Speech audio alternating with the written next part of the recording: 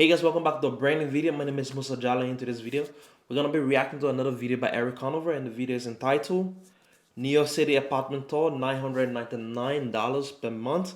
Living cheap in New York City. So with no further delay, let's get into the reaction. So I just published a video with Ryan Serhant giving you a tour of a $10.8 million luxury apartment in Soho.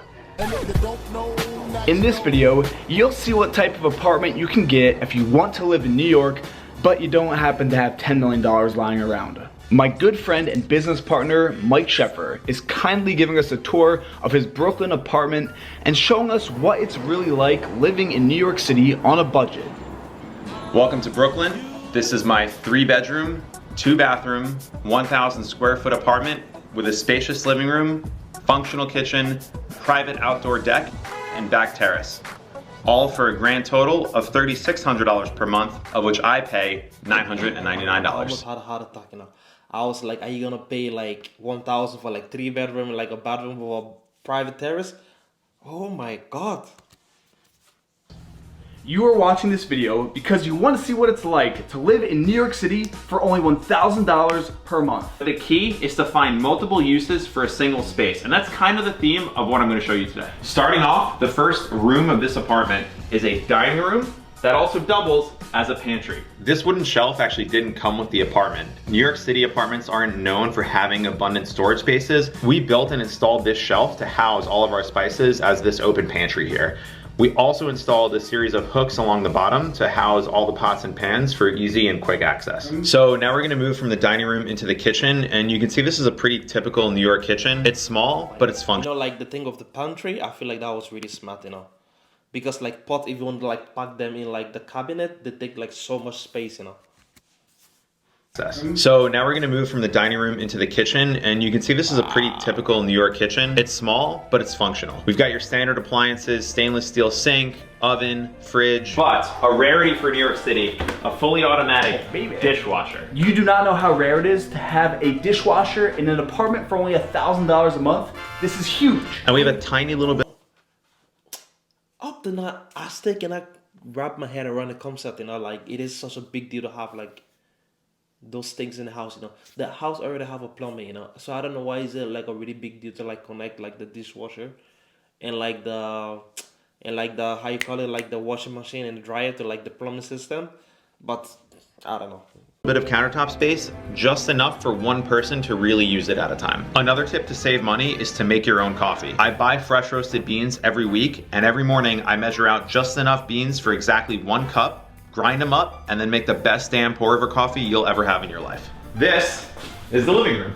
Not bad. Pretty standard living room. Couple things that maybe are a little bit odd. We have a bike station here for bikes. And even though I live out in Brooklyn, I ride my bike basically everywhere. There's 3 bridges that connect Brooklyn to Manhattan, so getting between boroughs is pretty quick. But when I get home, my bike comes into my apartment with me, which may seem strange, but bike theft is a huge problem in New York City. It's reported that around 15,000 bikes are stolen every single year. That's a lot of bikes. Wow. That's right next to the bike station, tucked away in this corner, is the guitar rack, and this is where I keep all of my guitars, acoustic, electric, and when I'm in the living room, usually I'm only in here to play guitar. But as I said before, we kind of double utilize the space, so this also doubles as the guest bedroom. If someone comes over, stays the night, fold this out, we have a spare bedroom. Just like that. And now we're gonna go to the private outdoor backyard deck. The only outdoor spaces you and I have seen in New York City have been these multi-million-dollar apartments with private outdoor spaces. It doesn't exist in Manhattan unless you got the big bucks. That's true. If you want a private outdoor space in New York City, Brooklyn is the place to be. This feels like a huge deck. Well, it's actually just about the size of the entire apartment. That is ridiculous. That is so crazy though. That is like so crazy, you know. Like they make the whole like the outdoor space like almost the same size as the apartment. That is like really crazy actually. To have basically your apartment outside. It's amazing. We do barbecues. We actually used to have a hot tub back here, but no way. That's another story for another time. This isn't the only outdoor space that we have here. This is the rooftop. This is a common space shared by everyone in the building. It's got 2 separate levels. We have lights, benches, tables, plenty of room, all provided by the building for everyone to use. This rooftop has one of the most breathtaking views of Manhattan. I mean, look at this. It is true, one of the overlooked benefits of living in Brooklyn is that you can see the entire city skyline, which is something that you actually need to leave Manhattan to see. Let's head back. That is amazing, but me, I'd rather live like in the middle of the. I want to feel like I'm in like the skyline itself, you know. I don't want to like be outside looking at the skyline, you know. But actually, right now I'm outside looking at the skyline, you know, through YouTube. Inside, and I'll show you my room. And this is my bedroom. Not bad. I mean, for $1,000 a month. This bedroom does seem bigger, and it is bigger than most apartments you'll get in Manhattan. However, there's a trade-off. There are no closets in this apartment at all.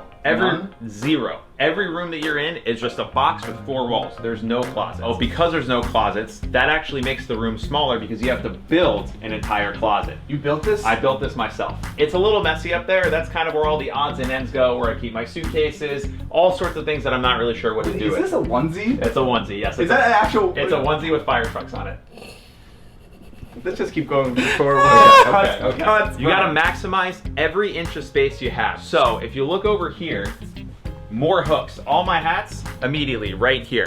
All my shoes on a shoe rack behind the door. All my coats, jackets, towels, and sweatshirts, hooks, hooks, hooks. In keeping with the theme of maximizing space and kind of doubling up on functionality, my bedroom also serves as my office. The room is kind of split in between. We have the bed sleeping arrangement on one side and the office business side on the other. Mike, people are probably wondering, how are you able to pay only $999 per month to live in this space that you just showed us? Like, how? You're right. This is not a realistic place to only spend about $1,000 a month. You can't get something like this in New York City for $1,000 a month. You can't. The key is roommates. Generally speaking, in New York City, each roommate will pay a different amount per month depending on the size of the room and what features they get. For example, Derek's room here is the largest bedroom and he has his own private bathroom. He pays a bit more every month to balance out that extra square footage and private bathroom that he gets.